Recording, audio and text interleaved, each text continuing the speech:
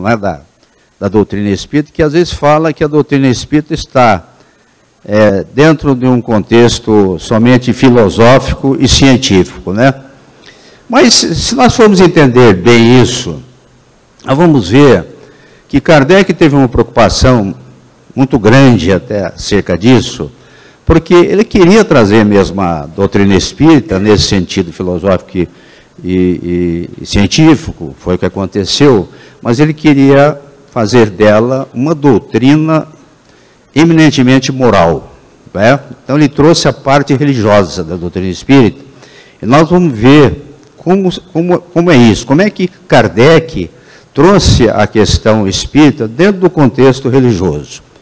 Vocês vão me ajudar nesse raciocínio para que a gente possa mostrar isso. Então é assim,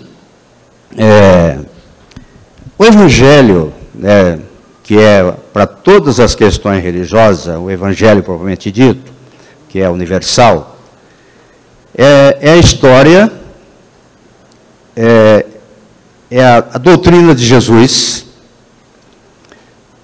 vida e história de Jesus contada pelos evangelistas Marcos, Mateus, Lucas e João, né? São os 4 evangelistas que realmente escreveram aquilo que Jesus pregava aqui na terra. Então, o evangelho é fundamental, por quê? É uma maneira de ensinar a amar. E o amor que é a causa da felicidade. Se nós não tivéssemos a questão religiosa na doutrina espírita, que é a parte moral, ficaria muito difícil da gente encontrar essa situação, né, do amor propriamente dito, que nós conseguimos através do desenvolvimento moral. Vejamos como Paulo de Tarso via os ensinamentos de Jesus.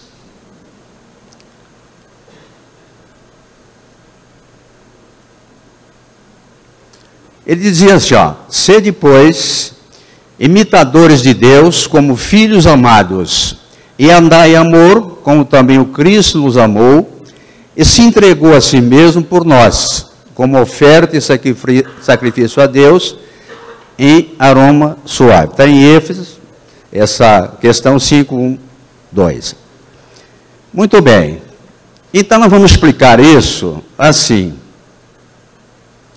Andar em amor trata-se de uma expressão simbólica, onde andar quer dizer uma forma de conduta. Conduzir-se em amor é o modelo evangélico que tem em Jesus a sua expressão máxima. Ou seja, façamos aos outros o que queremos que os outros nos façam. Essa é a expressão máxima do Evangelho, né? Fazer aos outros aquilo que nós desejamos para nós mesmos. Isto resume todos os nossos deveres para com o nosso próximo e baseia-se na mais rigorosa justiça, porque é o respeito eminente que nós devemos ter para com o nosso próximo, juntamente com aquilo que é o amor que está em todos nós. Chico Xavier, ele dizia assim, o Cristo não pediu muita coisa, não exigiu que as pessoas escalassem o Everest, ou fizessem grandes sacrifícios. Ele só pediu que nós amássemos uns aos outros. A palavra do Chico Xavier. Amar é o objetivo de todo aquele que deseja ser seguidor do Cristo. Aprender com ele e viver os seus ensinamentos. E deste modo, tornar-se melhor. Sendo assim, viver em amor, andar em amor, é a síntese de todo o processo da educação moral. Andar em amor é a síntese, sem sombra de dúvida, de todo o processo daquilo que nós adquirimos da nossa transformação moral, que realmente nos leva a amar as pessoas indistintamente, né? Kardec, ao formalizar a doutrina espírita, ele entendeu que, além da ciência e da filosofia, devia também fundamentá-la nos princípios morais do Evangelho, que nos ensina a amar. Senão não estaria completa. Mas isso é muito interessante, porque naquela oportunidade, na época, até pouco depois de Jesus, Paulo de Tarso já defendia esses princípios do amor. De que forma? Ele falava, eu poderia falar a língua dos anjos, saber de cor e salteado tudo que os homens sabem, entregar o meu corpo para ser queimado, dar tudo que eu tenho aos pobres. Se eu não tiver caridade, nada serei. Paulo nos chamava atenção realmente para o amor. Não bastaria você estar munido da filosofia, da ciência, do conhecimento, se você não tivesse princípios morais, que faz de você a criatura amável, carinhosa, carismática. Não é? Então você precisa do desenvolvimento intelectual, sem sombra de dúvida, o conhecimento da ciência, mas os princípios morais também estão em prioridade. Então, Kardec viu isso, para completar o contexto da doutrina espírita, ela precisava ter a sua parte religiosa, que é o Evangelho de Jesus. Kardec viu no Evangelho um conjunto das máximas morais do Cristo, ou ainda o seu ensinamento moral. E ele teve, inclusive, uma grande ajuda dos espíritos, encarregados da codificação, junto com Kardec, para que isso acontecesse. Para formalizá-la nos princípios do Evangelho, Kardec teve, por base inclusive, algumas perguntas que fez aos espíritos em O Livro dos Espíritos. Eu fiz muitas palestras num centro espírita aqui em Rio Preto, e agora faz uns 4 ou 5 anos, já que o pessoal não me chama mais, porque na última palestra que eu fiz, eu falei dos princípios da doutrina espírita, filosofia, ciência e religião. E um moço lá, que era um dirigente, não vou falar o nome dele, depois ele me chamou a atenção. Falou, senhor Nelson, o senhor pode falar dos princípios religiosos, aliás, o senhor pode falar da doutrina espírita, no seu sentido filosófico e científico, mas a religião, o senhor deixa isso para lá. E não me chamou mais. Bom, talvez é porque ele não tivesse analisado algumas perguntas e respostas, ou aquilo que Kardec falou acerca da questão religiosa. Então vejamos, por exemplo, em O Livro dos Espíritos, que nos leva realmente... Bom, eu estou dizendo isso aqui, da parte religiosa, porque é fundamental no processo da transformação, né? Vejamos, por exemplo, na questão 622 do Livro dos Espíritos, e diz assim, Kardec perguntou, Deus outorgou a alguns homens a missão de revelar a sua lei? Deu autoridade para que alguém viesse revelar a sua lei? A resposta, sim. Certamente em todos os tempos houve homens que receberam essa missão. São espíritos superiores encarnados com o fim de fazer progredir a humanidade. E eles estiveram lá, na época de Kardec, também fazendo esse trabalho. Na questão 614, ele diz assim, o que se deve entender por lei natural? Eles vieram trazer a lei de Deus, mas o que deve entender por lei natural? Aí diz assim, lei natural é a lei de Deus, é a única necessária à felicidade do homem. Ela lhe indica o que fazer, o que ele deve fazer ou não fazer. E se ele só se torna infeliz porque dela se afasta. Olha lá, o princípio da questão religiosa. Esses homens que vieram, os missionários, pregar o processo de igualdade, Não era senão homens espiritualizados, homens que vieram trazer a necessidade de nós cumprirmos a lei de Deus. Religião. Porque se nós não cumprirmos a lei de Deus, nos afastarmos dela, sem sombra de dúvida, poderemos encontrar dificuldade nesse processo de relacionamento aqui na Terra. E essa outra questão, ele perguntou assim, qual foi o tipo mais perfeito que Deus ofereceu ao homem para lhe servir de guia modelo? Esse foi o modelo máximo.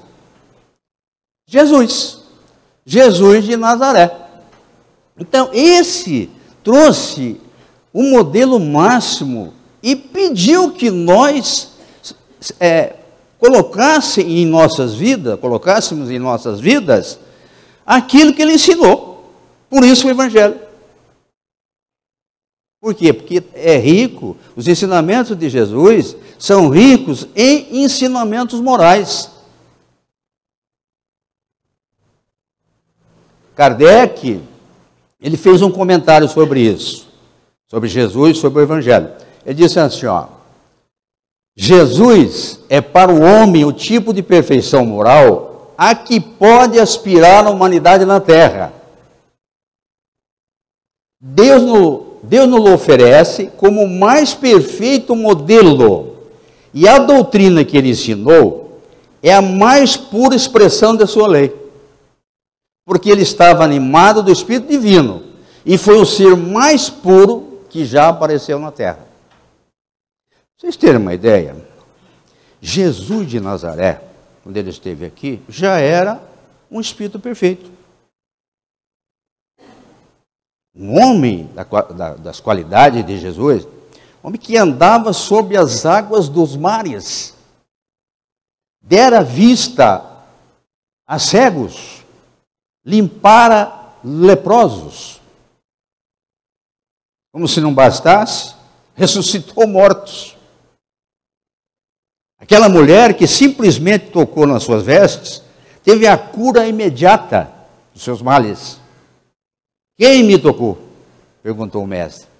Ah, Senhor, muitas pessoas te tocaram. Não, mas essa eu senti sair energias de mim, virtudes de mim, energias, que curaram imediatamente aquela senhora. Era um poder espetacular que tinha esse Filho de Deus enviado na Terra, Jesus de Nazaré. Assim vemos hoje a doutrina espírita baseada em 3 princípios distintos, segundo Kardec: religião, ciência e filosofia. Filosofia, porque dá uma interpretação da vida, respondendo questões como: de onde viemos, para o que viemos e para onde iremos depois da morte. Nenhuma questão religiosa da Terra é capaz de explicar tão bem isso, porque a doutrina espírita lida com esse processo. O indivíduo deixou a condição da Terra, agora está vivendo naquela condição espiritual e traz as notícias, as particularidades dele, que a gente vai conhecê-lo, as famílias conhecem pelas particularidades que só elas conheciam. Era ele mesmo, a sua individualidade. Ah, nunca vi ninguém se apresentar à Terra, depois que morreu. Muitas pessoas podem perguntar isso aí, mas a doutrina espírita traz uma clareza nisso espetacular, porque vive a prática.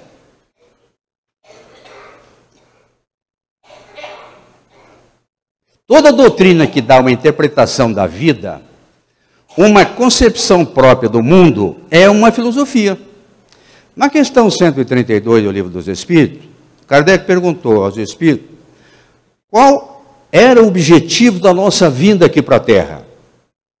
E os Espíritos responderam que o objetivo é fazer, para atender aos desígnios de Deus, era fazer de nós criaturas perfeitas. E Jesus já nos chamava atenção para isso. Que a gente poderia fazer tudo o que ele fazia e muito mais, ele dizia, né? E nos dava uma importância espetacular. Vós sois o sal da terra. Vós sois deuses. Vós sois luzes. O sinal que todos nós haveríamos de crescer nesse processo incrível de moralidade para atender aquilo que Deus quer de nós. Os Espíritos fazem consideração a isso na resposta, dizendo que para uns é uma missão e para outros uma expiação. É um sinal que os missionários são aqueles que estão sendo mandados por Deus, aqueles que aprenderam tão logo, né, o processo moral, os preceitos da moralidade, e vêm nos ajudar os retardatários. E aqueles que estão passando pelo processo de expiação, é um processo perfeitamente reeducativo, não é um castigo, é uma oportunidade que todos nós estamos tendo da volta, de colocarmos em ordem, para continuarmos o progresso necessário que Deus quer de nós. Na questão da ciência, a doutrina espírita caminha passo a passo com a ciência e jamais perde a sua credibilidade. Jamais. Estuda à luz da razão e dentro de critérios científicos, os fenômenos mediúnicos, isto é, fenômenos provocados pelos espíritos, e que não passam de fatos perfeitamente naturais, dentro das leis de Deus. Agora a doutrina espírita mostra a nós outros como é que Jesus poderia fazer toda aquela situação, os feitos dele, fantástico, através do processo perfeitamente natural. Todos os fenômenos, mesmo os mais estranhos, têm explicação científica. É um fluido universal funcionando, que a ciência está descobrindo agora. Nós estamos vendo lá um processo lá na USP, aquele indivíduo defendendo aquela tese da imposição das mãos, curando ratos através das energias curadoras dos passes. Uma coisa incrível. Eu tenho lá saiu na internet isso aí, eu tenho um filme disso daí, uma realidade, um indivíduo defendendo essa tese, mostrando o poder da energia, o poder do fluido divino que paira sobre todos nós. Fluido universal. Não existe o sobrenatural no Espiritismo. Na questão religiosa, como religião tem como objetivo a transformação moral do homem, revivendo os ensinamentos de Jesus Cristo na sua verdadeira expressão de simplicidade, pureza e amor. Aqui que a doutrina espírita se diferencia, muitas vezes, da questão religiosa, que Kardec queria explicar nesse sentido. Então, ele não era uma questão religiosa com rituais, né? Era com sacerdotes, com cerimoniais, nem sacramento de espécie alguma. É isso que ele diferenciava. O Espiritismo não é isso, né? Sem rituais, sem culto à imagem, velas, vestes especiais e nem manifestações exteriores. Era isso que ele estava tentando explicar, que ela não era religiosa nesse sentido, mas ela é religiosa. Se nós olharmos o que está escrito em o Evangelho segundo o Espiritismo, vejam só como isso leva-nos a esse raciocínio. Lá está escrito assim, ó, aliança da ciência com a religião, é o assunto.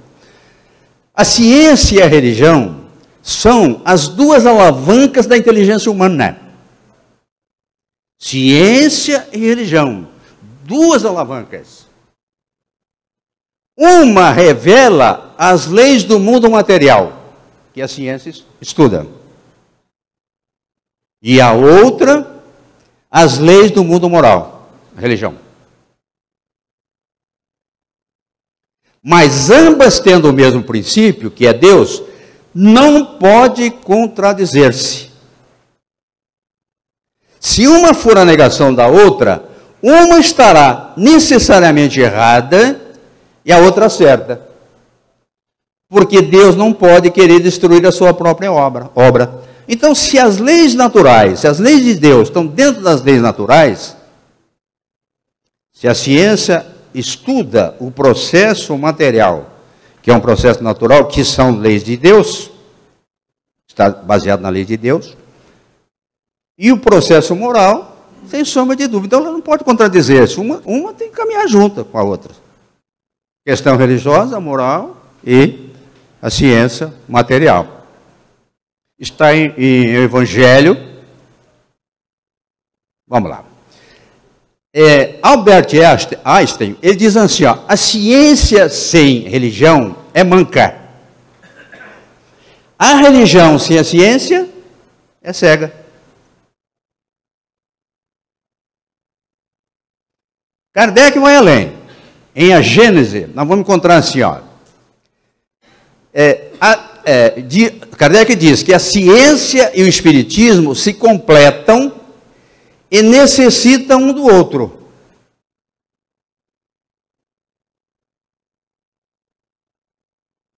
A ciência sem o espiritismo se acha na impossibilidade de explicar certos fenômenos só pelas leis da matéria. O espiritismo explica. Ao espiritismo sem a ciência, faltaria o apoio e a comprovação. Está em Gênese. Os livros das obras básicas de Allan Kardec. Então, o que é religião? Todos nós sabemos. Só para recordarmos aqui, né, como no processo do assunto aqui que nós estamos desenvolvendo. Religião é o culto prestado à divindade e tem como finalidade religar a criatura ao Criador. Isso é religião. Não existe religiões. Quer dizer, nós estamos vendo religiões porque nós criamos, né? O homem, as mulheres também. Criaram isso aí. Mas, na verdade, nós temos que considerar que quando nós falamos em religião, nós temos que pensar em uma religião. Uma religião, né? Que é de todas. Aí veja então, ó. Religiões são práticas religiosas que tentam fazer aquilo que é de todas. Um Deus só. Jesus é um só. O Evangelho universal para todas. São práticas religiosas que é de todas. O Espiritismo, olha o que Kardec diz, está em O Livro dos Médiuns. O Espiritismo repousa sobre as bases fundamentais da religião e respeita todas as crenças, tendo como um de seus efeitos despertar os sentimentos religiosos nos descrentes, fortalecendo nos vacilantes. Religião. Despertar a religião na doutrina espírita, em nós, para que possamos entender o processo moral. Em O Livro dos Espíritos, na questão 838, ele diz assim, ó, toda crença é respeitável, ainda que mesmo notoriamente falsa. Respeitável. Os Espíritos responderam, toda crença é respeitável, quando é sincera e conduz à prática do bem. As crenças reprováveis são as que conduzem ao mal. Todas são respeitáveis. Aquelas que conduzem ao mal, naturalmente ela tem que achar o caminho, né? Do bem. Na 839, ele falou, somos repreensíveis por escandalizar em sua crença aquele que não pensa como nós? Isso é faltar com a caridade e atentar contra a liberdade de pensamento. Vejam só o respeito que a doutrina espírita apresenta junto Os adeptos, e junto os adeptos de qualquer religião. Você atentar contra o pensamento dele, contra os princípios dele, é atentar contra a caridade. É não praticar a caridade, é faltar com a caridade. Eu assisti uma palestra do Divaldo Pereira Franco aqui, no Kardec, no domingo de manhã. Uma jovem que havia conhecido a doutrina espírita, estava há alguns anos na doutrina espírita, ela estava relutando em levar a mãe dela para a questão religiosa, para a doutrina espírita.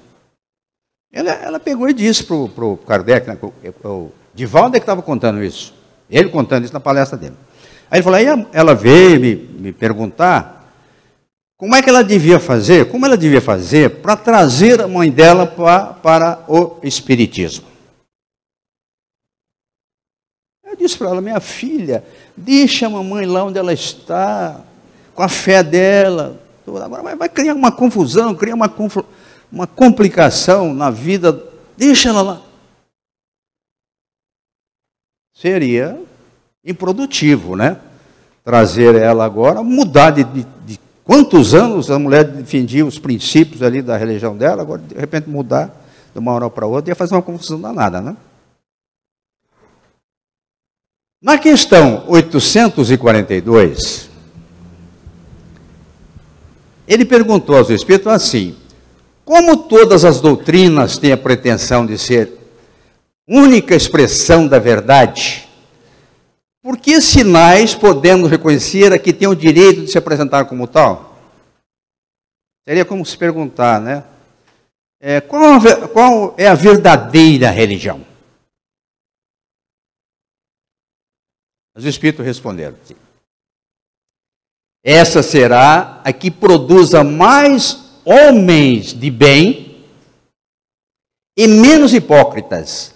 Quer dizer que pratique a lei de amor e caridade na sua maior pureza e na sua aplicação mais ampla. Kardec falou aqui da hipocrisia, menos hipócritas, porque ele estava se referindo, obviamente, àquelas pessoas que deviam aceitar a questão religiosa, né? Trabalhar dentro do contexto religioso, mas deviam ser autênticas.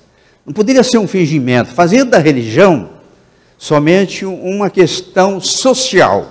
Ah, hoje eu vou, amanhã eu não vou. Quem que você é? Ah, eu sou espírita, né? Ele é espírita, mas não dá a mostra de que realmente ele é o verdadeiro cristão, o verdadeiro... Então ele chamou atenção para isso, né? Respeitando, obviamente, toda a religião. Agora, o que ele quis dizer aqui, sem sombra de dúvida, se você está no caminho da questão religiosa, tá? Você necessariamente, você tem que se transformar. Então, o papel da doutrina espírita é da transformação, é fazer de nós criaturas melhores, criaturas saudáveis, criaturas que amam verdadeiramente. Esse é o papel da doutrina espírita. Kardec ainda fala assim, ó, no sentido filosófico, é no sentido filosófico que a gente estuda e que a gente acaba por desenvolver a razão. A gente leva ao crivo da razão aquilo que a gente busca, aquilo que estuda, e aí aquilo que a gente aceita, que é verdadeiro, tudo bem. Então ele fala, no sentido filosófico, o espiritismo é uma religião. E nós nos honramos disso, porque ele é a doutrina que funda os laços da fraternidade e da comunhão de pensamentos. Não sobre uma simples convenção, mas sobre as mais sólidas bases, as leis da natureza, leis de Deus. As leis da natureza, leis de Deus. Ele se funda ali. Porque não é somente nós fazermos os encontros religiosos, não é somente. Mas ele está mostrando aqui que esses encontros religiosos faz de nós criaturas melhores, é onde nós vamos viver os laços da fraternidade, do amor ao próximo.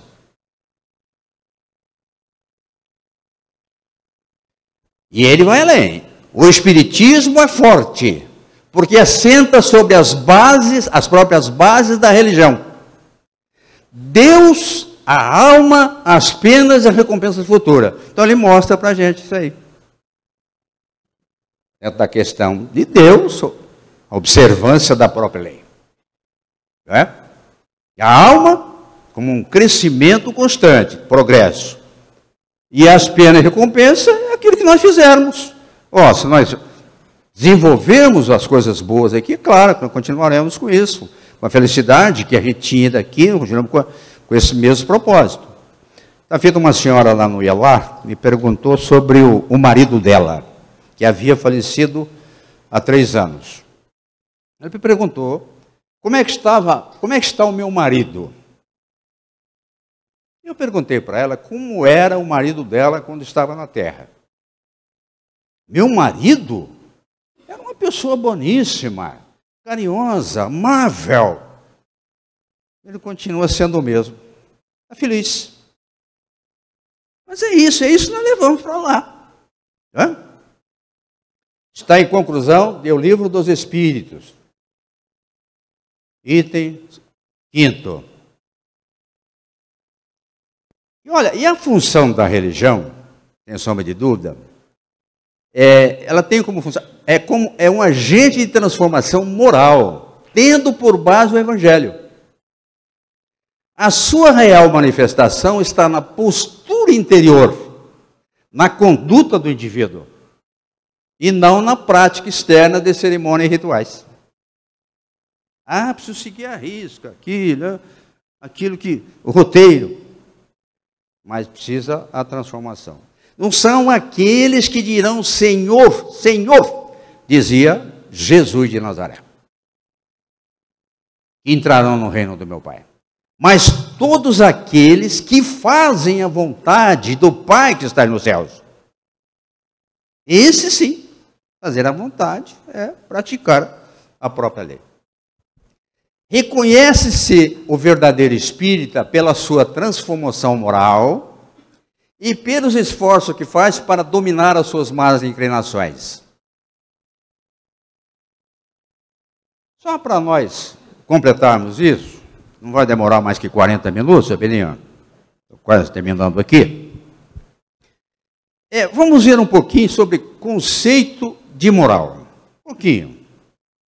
Se nós... não sei se as pessoas já leram esse livro aqui, Carlos Toledo Resine, Evolução para o Terceiro Milênio. É um livro fantástico da gente ler, traz ensinamentos muito bons a ler. Então, eu tirei dali assim, conceito de moral. Moral é um sistema de princípios e regras que objetivam orientar o uso da liberdade pessoal por meio da distinção entre o bem e o mal, de modo que a conduta não dê origem a perturbações que venham a ser causas de sofrimentos futuros. Trata, portanto, de relacionamento da pessoa consigo mesmo e dela com os semelhantes, ensinando a evitar conflitos internos consigo mesmo. Gente, mas é isso que se passa no nosso próprio relacionamento aqui na Terra. É um processo que nos orienta a distinguir entre o bem e o mal. É a regra da boa conduta. É a regra da boa conduta. E quando o indivíduo se conduz mal, naturalmente que ele está criando um processo incrível, né, para ele mesmo, de sofrimento, né, que não é o caminho.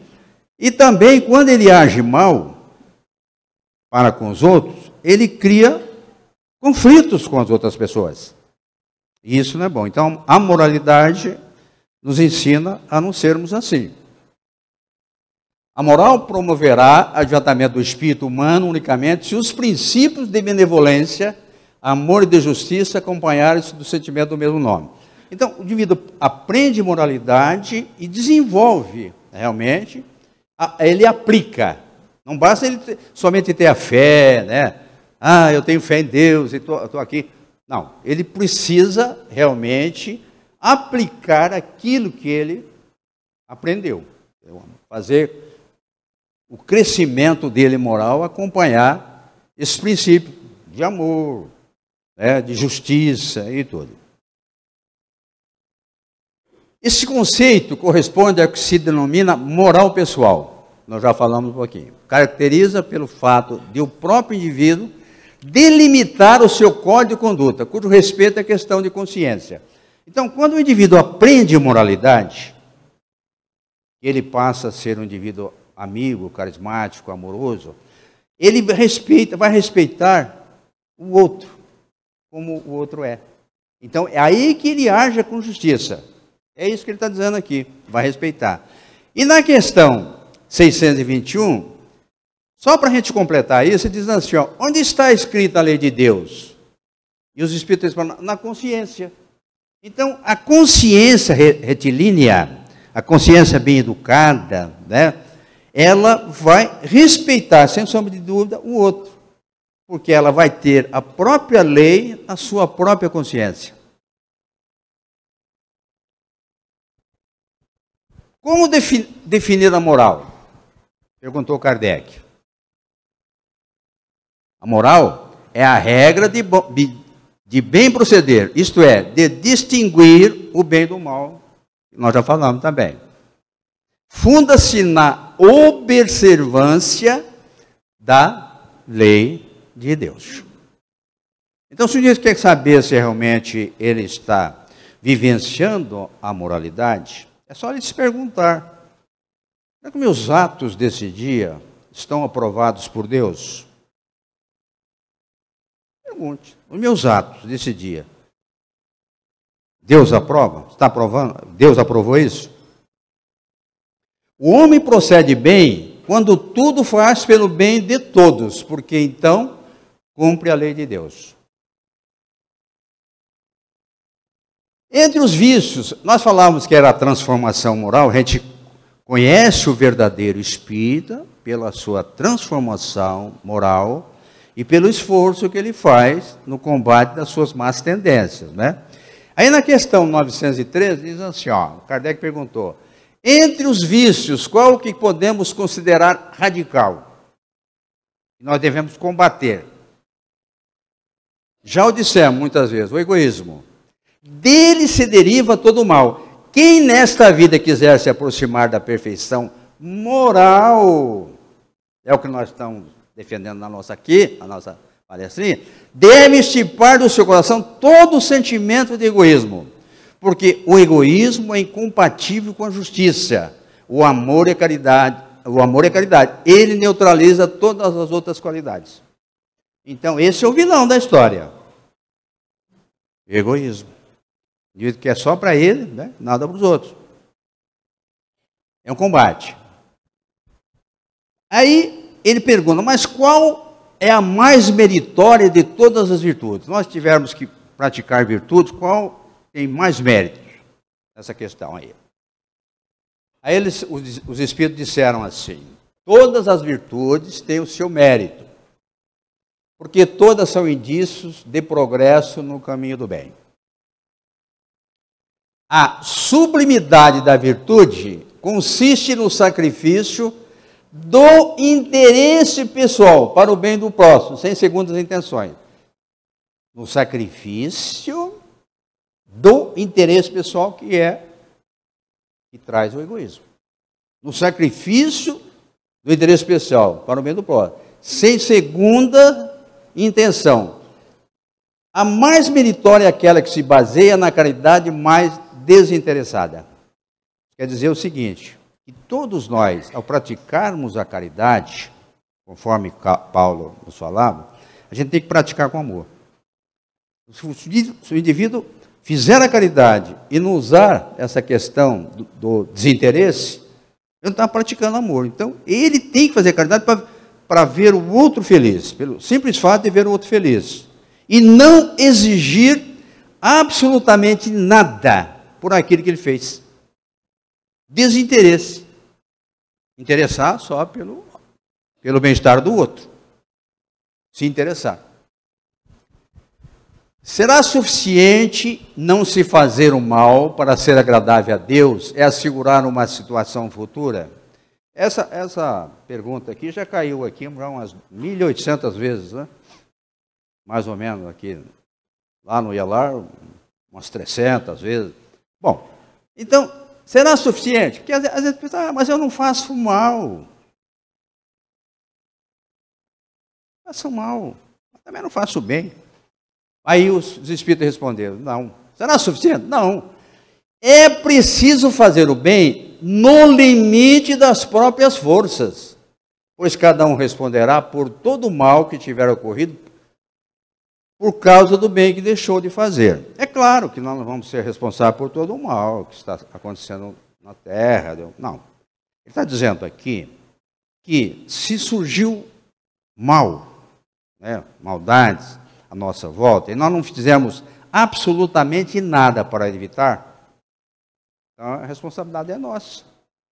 Quantos e quantos pais, e a gente vê que eles falam, não, sobre as questões religiosas, deixa o meu filho crescer, a hora que tiver maturidade, aí ele vai decidir sobre isso. Aí a gente pergunta para esses pais assim, você ensinou ele a escovar os dentes? Você escovou os dentes dele quando era pequeno? E deu a escova na mão dele, explicou, e escovou os dentes dele mesmo? Levou ele ao dentista quando foi necessário? E o médico? E a escola? Deixou ele decidir? Então, questão moral, questão de mostrar a religião, é altamente necessária aos nossos filhos. O Eurípides fala nas palestras dele assim, ó, aquele que come o meu feijão tem que professar a minha religião. Sabe por que ele fala isso? Porque, ora, se você encontrou um caminho ideal, que lhe traz moralidade, que lhe traz transformação, que te traz melhora, que ensina você a se relacionar com as pessoas bem, que ensina você a amar os outros, por que você não leva isso para os seus filhos? Sem sombra de dúvida que a gente tem que levar, não é? E não deixar ele decidir, não. E aí, Madre Teresa de Calcutá nos traz uma lição espetacular, para nós encerrarmos. Ela diz assim, ó, o bem que você faz hoje pode ser esquecido amanhã. Faça o bem a si mesmo. Veja que, ao final das contas, é tudo entre você e Deus, nunca foi entre você e os outros. Por isso a caridade desinteressada. Ah, não, eu fiz, ele pagou com ingratidão. O bem que você fez hoje, ele esquece, ele pode ser ingrato. Não tem importância, continua fazendo.